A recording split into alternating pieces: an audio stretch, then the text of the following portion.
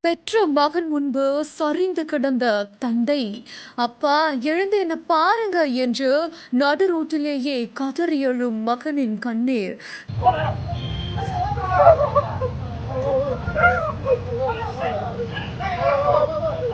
காய்கறி வாங்க சென்ற தந்தைக்கு நடந்த சோகம்.